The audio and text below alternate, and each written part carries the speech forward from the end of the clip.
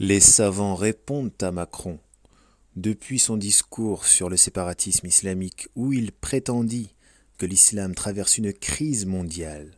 Énormément de personnalités du monde musulman ont répondu à Emmanuel Macron, lui disant « c'est toi qui es en crise, c'est toi qui es en crise, toi que même Donald Trump ne respecte pas au point de confondre ta responsabilité avec celle du Premier ministre lors d'un discours de campagne, car il est question de la campagne présidentielle américaine actuellement. Donald Trump cite Emmanuel Macron en disant « The First Minister », le Premier ministre français. Et il ne s'est pas repris et personne ne l'a repris dans la foule. C'est dire l'ignorance au sens de méprise que les Américains ont et que leur président observe envers Emmanuel Macron. Les savants, parmi eux Cheikh Raslan, également Cheikh al-Azhar, Ahmed Mohamed al-Tayyib, quoi que l'on puisse dire, quoi que l'on puisse entendre ici et là, les A'imma ont répondu à Macron en lui disant « c'est toi qui es en crise ainsi que ton pays, toi dont l'une des anciennes gardes des sceaux de ta nation avait 8 amants et ne savait même pas lequel de ces hommes était le père de sa fille.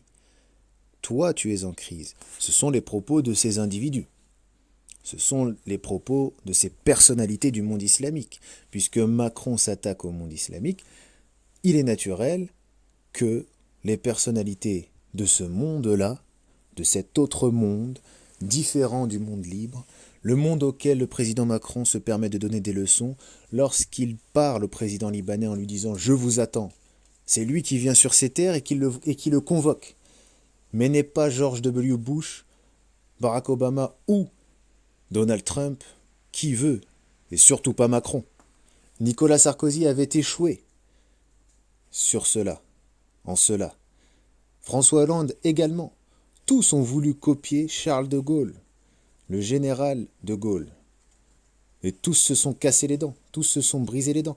Car même le général de Gaulle, qui détestait les Arabes, qui détestait les musulmans, qui détestait les Africains, même, et les Asiatiques également, celui-ci, et les Juifs accessoirement, celui-ci rejetait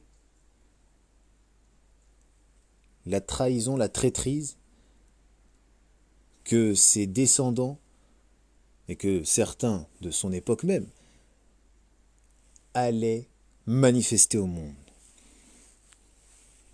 Ainsi, celui qui est en crise, c'est Emmanuel Macron, prophète de la laïcité française, issu de l'école séculière, parmi les auteurs illuministes, théosophes, qui ont écrit quant à la séparation, quant au séparatisme justement. Le véritable séparatisme, c'est celui qui consiste à séparer la religion du politique, la religion du public. La liturgie est cette partie de la religion, est cette part de religion qui relève de l'intime, mais le reste civilisationnellement. Lorsque les présidents français se rendent, par exemple en Arabie Saoudite, où Nicolas Sarkozy, en 2002, avait interdit, avait sorti la loi, avait milité pour la loi, pour la mise en place et l'application de la loi sur le voile intégral à l'école, sur le hijab tout simplement, même pas sur le niqab, sur le hijab, et tout autre signe religieux. Lorsqu'il se rendit en Arabie Saoudite, durant son mandat présidentiel, celui-ci tint un discours au roi, au prince et autres de la cour saoudienne, qui a fait peur à Christine Lagarde, qui pensait que Sarkozy allait se convertir à l'islam lorsqu'il parlait du prophète. Il vantait le prophète et il disait « nous sommes ici sur la terre du prophète, Dieu, s'il nous prête vie, etc. » Il s'était transformé, Sarkozy, en juif hassidique. Ce n'était plus le juif laïque français que Georges Frêche applaudit. Enfin, un président juif. Attendez, c'est la laïcité ou pas? Donc, les savants et d'autres personnalités du monde musulman ont répondu avec force, avec pertinence, à l'impertinence du petit président de la cinquième roue du carrosse républicain qu'est la Cinquième République, puisque de toute l'histoire des républiques françaises, pas de toute l'histoire de France, mais des républiques françaises, de toutes celles-ci, la Cinquième République est celle qui a compté le plus de dirigeants détestés par une majorité écrasante de la population. François Hollande, dont Emmanuel Macron est issu de l'école, celui-ci était détesté plus que Sarkozy et Macron plus encore que son prédécesseur. Ainsi, lorsque les savants, et pas seulement les savants religieux, toutes les personnalités s'inscrivant dans une logique épistémique, polymatique, qui plus est, ont répondu à Emmanuel Macron, et qui est Jupiter. Jupiter, ce roi autoproclamé de la démocratie française, coaché par Jacques Attali, le globaliste conseiller de tous les présidents, lui qui appelle à la nécessaire réforme sempiternelle des nations qui ne sont que des hôtels. Les nations à notre époque ne sont que des hôtels selon M. Attali. Ainsi, lorsqu'un président se permet d'entrer dans la vie privée de certains de ses concitoyens, matraquant, surveillant, violant l'intimité des musulmans, certaines personnalités du monde musulman, le monde non libre, le monde des États voyous, selon la lecture néoconservatrice, ont répondu également sur le terrain de l'intimité. À savoir, Emmanuel Macron, comment te permets-tu de juger des individus dont l'éthique consiste à ne pas détruire un couple, à ne pas voler la femme d'un autre? Ce sont des faits que des journalistes français, de Mediapart ou autres, ont mis en exergue. À savoir, Brigitte Macron n'était pas Macron, mais était mariée justement à un homme qu'elle a quitté car elle avait des relations extra-conjugales, elle entretenait des relations extra-conjugales avec Emmanuel Macron, l'un de ses élèves de 15 ans. Elle a brisé son couple, a quitté son ex-mari, accompagné de ses enfants, dont 2 sont plus âgés que le président. Ceci après une longue période de séparation forcée par l'ex-mari de Brigitte, mais nous sommes en France, nous vivons sous la philosophie des Lumières, plutôt des Illuminés, des ténors de l'illuminisme philosophique réel et non complotiste conspirationniste, qui appellent justement à la liberté des mœurs.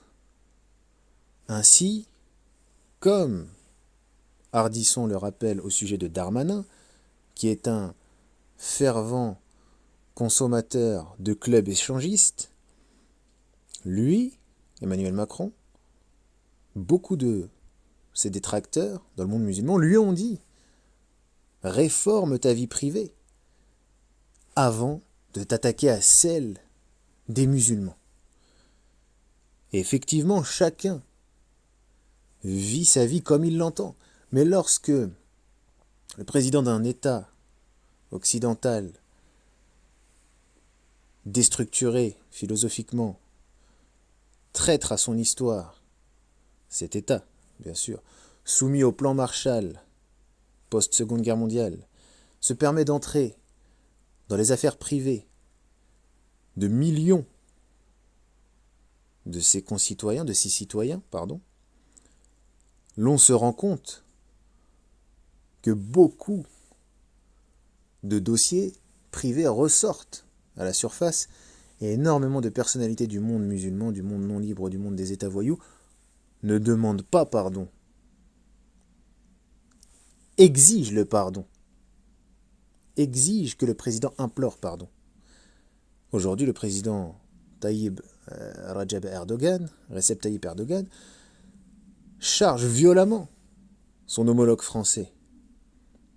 L'Élysée fait preuve de schizophrénie lorsqu'elle dit « Nous rejetons la grossièreté d'Erdogan, mais à côté de cela, nous promouvons les caricatures du prophète de l'islam, personnage saint vénéré par 2 milliards d'individus à la surface de la Terre.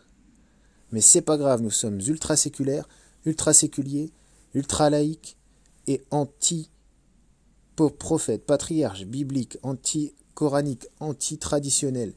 Tout ce qui relève de la tradition, nous l'écrasons par le biais, nous l'aplanissons par le biais du rouleau compresseur que constitue la modernité. La modernité au sens philosophique, ainsi que le postmodernisme comme courant philosophique, ont détruit la France. Sur le terrain de la pensée, elle qui s'illustrait pendant des siècles, par le biais de sa tolérance, par le biais du goût, de son goût prononcé pour la connaissance. La France a basculé au sortir de la Révolution de 1789 du XVIIIe siècle, au moins aussi violente que la réforme nejdite, bien plus en réalité, tout comme ses voisins entre guillemets outre-Atlantique américains. Cette fin de XVIIIe siècle qui fut violente marqua un point de bascule pour la France, qui ne devint plus qu'un entonnoir de la pensée, qui filtra entonnoir accompagné d'un filtre, filtrant justement les penseurs, les bons, les mauvais. Quels courants de philosophie sont acceptables, lesquels sont à rejeter?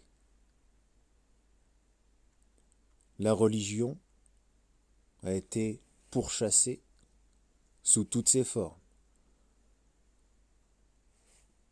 La religion juive, la religion chrétienne, puis la religion islamique.